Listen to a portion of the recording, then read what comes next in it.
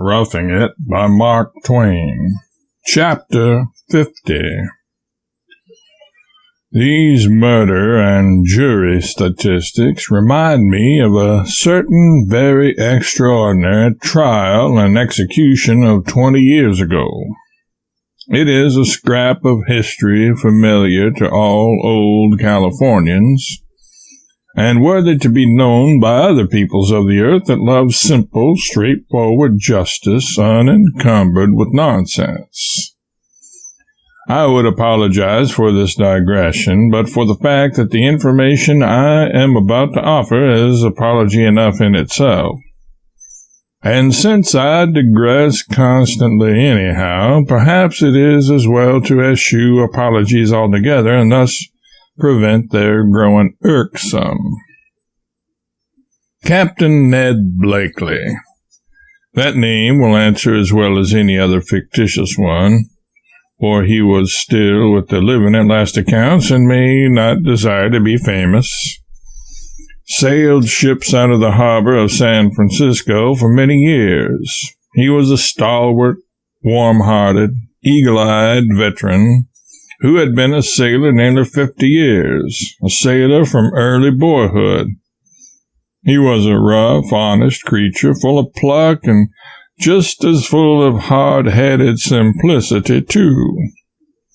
He hated trifling conventionalities.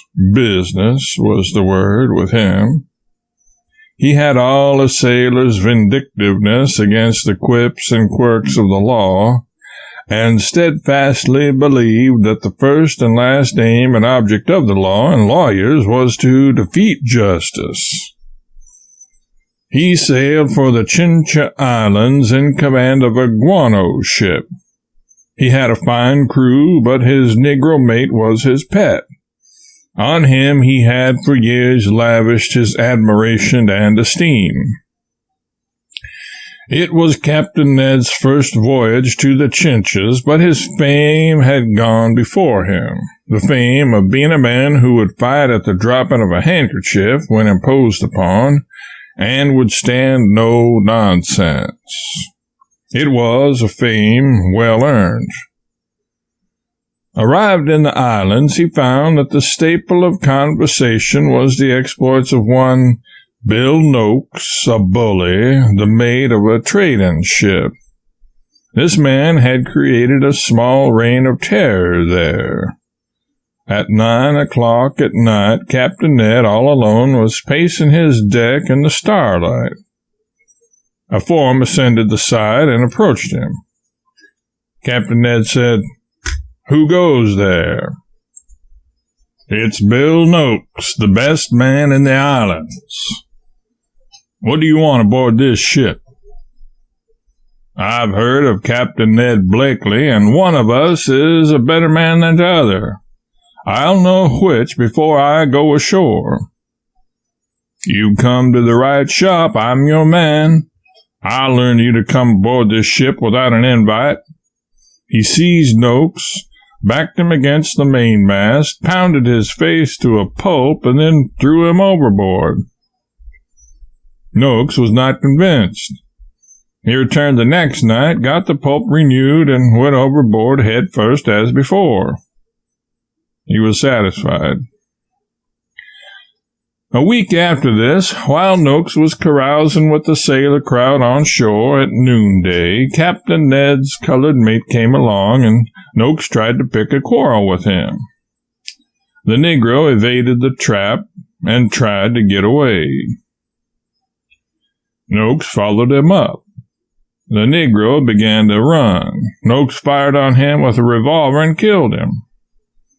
Half a dozen sea captains witnessed the whole affair. Noakes retreated to the small after cabin of his ship with 2 other bullies, and gave out that death would be the portion of any man that intruded there. There was no attempt made to follow the villains. There was no disposition to do it, and indeed very little thought of such an enterprise. There were no courts and no officers. There was no government. The islands belonged to Peru, and Peru was far away. she had no official representative on the ground, and neither had any other nation. However, Captain Ned was not perplexing his head about such things. They concerned him not. He was boiling with rage and furious for justice.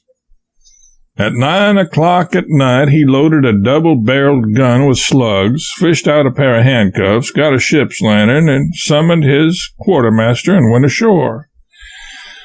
He said, "Do you see that ship there at the dock?" "Aye, sir."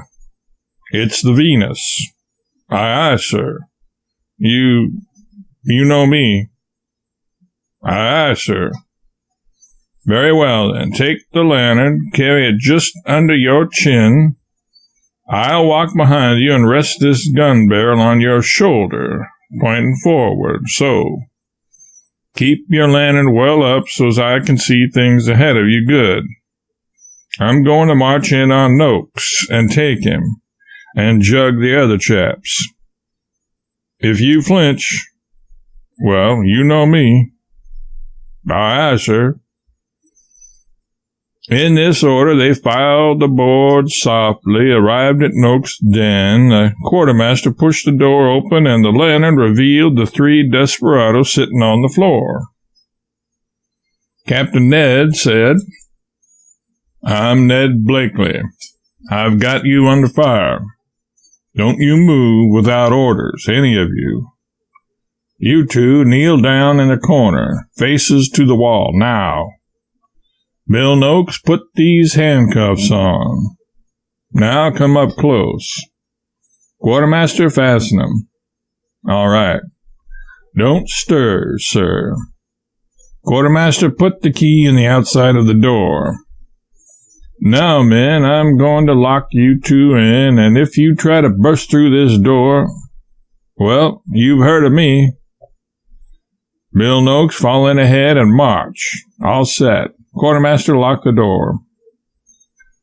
Noakes spent the night on board Blakely's ship, a prisoner under strict guard. Early in the morning, Captain Ned called in all the sea captains in the harbor and invited them, with nautical ceremony, to be present on board his ship at 9 o'clock to witness the hanging of Noakes at the yardarm. "What? The man has not been tried." "Of course he hasn't. But didn't he kill the nigger?" "Certainly he did, but you were not thinking of hanging him without a trial." "Trial? What do I want to try him for if he killed the nigger?" "Oh, Captain Ned, this will never do. Think how it will sound." "Sound be hanged. Didn't he kill the nigger?" Certainly, Captain Ned. Nobody denies that, but then I'm going to hang him, that's all. Everybody I've talked to talks just the same way you do. Everybody says he killed the nigger. Everybody knows he killed the nigger. And yet, every lover of you wants him tried for it. I don't understand such bloody foolishness as that. Tried? Mind you, I don't object to trying him if it's got to be done to give satisfaction. And I'll be there and chip in and help, too. But put it off till afternoon, for I'll have my hands middling full till after the burying." "Why, what do you mean? Are you going to hang him anyhow and try him afterward?" "Didn't I say I was going to hang him? I never saw such people as you. What's the difference? You ask a favor and then you ain't satisfied when you get it. Before or after's all one. You know how the trial will go. He killed the nigger. Say, I must be going. If your mate would like to come to the hanging, fetch him along. I'd like him." There was a stir in the camp.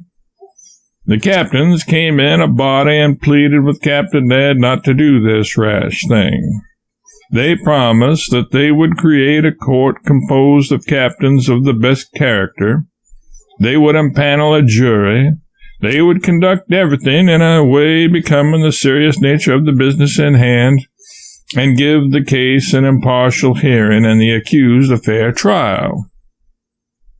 And they said it would be murder and punishable by the American courts if he persisted and hung the accused on his ship. They pleaded hard. Captain Ned said, Gentlemen, I'm not stubborn, and I'm not unreasonable. I'm always willing to do just as near right as I can. How long will it take? Probably only a little while. And can I take him up the shore and hang him as soon as you are done? If he is proven guilty, he shall be hanged without unnecessary delay. If he's proven guilty? Great Neptune, ain't he guilty? This beats my time. Why, you all know he's guilty.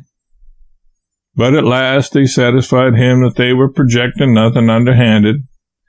Then he said, well, all right. You go on and try him, and I'll go down and overhaul his conscience and prepare him to go. Like enough he needs it, and I don't want to send him off without a show for hereafter. This was another obstacle. They finally convinced him that it was necessary to have the accused in court. Then they said they would send a guard to bring him. No, sir, I prefer to fetch him myself. He don't get out of my hands. Besides, I've got to go to the ship to get a rope anyway. The court assembled with due ceremony and paneled a jury, and presently Captain Ned entered, leading the prisoner with one hand and carrying a Bible and a rope in the other. He seated himself by the side of his captive and told the court to up anchor and make sail. Then he turned a searching eye on the jury and detected Noakes' friends, the two bullies. He strode over and said to them confidentially, You're here to interfere, you see. Now you vote right, do you hear? Or else there'll be a double-barreled inquest here when this trial's off, and your remainders will go home in a couple of baskets. The caution was not without fruit. The jury was a unit. The verdict? Guilty. Captain Ned sprung to his feet and said, Come along, you're my meat now, my lad, anyway. Gentlemen, you've done yourselves proud. I invite you all to come and see that I do it all straight. Follow me to the canyon a mile above here.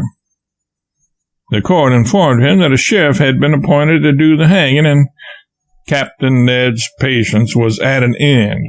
His wrath was boundless. The subject of a sheriff was judiciously dropped. When the crowd arrived at the canyon, Captain Ned climbed a tree and arranged the halter, then came down and noosed his man. He opened his Bible and laid aside his hat. Selecting a chapter at random, he read it through in a deep bass voice and with sincere solemnity. Then he said, Lad, you are about to go aloft and give an account of yourself, and the lighter a man's manifest is, as far as sin's concerned, the better for him. Make a clean breast, man, and carry a log with you that'll bear inspection. You killed the nigger? No reply. A long pause. The captain read another chapter, pausing from time to time to impress the effect. Then he talked an earnest, persuasive sermon to him and ended by repeating the question. Did you kill the nigger? No reply, other than a malignant scowl. The captain now read the first and second chapters of Genesis with deep feeling, paused a moment, closed the book reverently, and said with a perceptible savor of satisfaction, There, 4 chapters. There's few that would have took the pains with you that I have. Then he swung up the condemned and made the rope fast, stood by and timed him half an hour with his watch, and then delivered the body to the court. A little after, as he stood contemplating the motionless figure, a doubt came into his face. Evidently, he felt a twinge of conscience, a misgiving, and he said with a sigh, Well, perhaps I had to burn him, maybe, but I was trying to do for the best. When the history of this affair reached California, it was in the early days, it made a deal of talk, but did not diminish the captain's popularity in any degree. It increased it, indeed. California had a population that inflicted justice after a fashion that was simplicity and primitiveness itself, and could therefore admire appreciatively when the same fashion was followed elsewhere.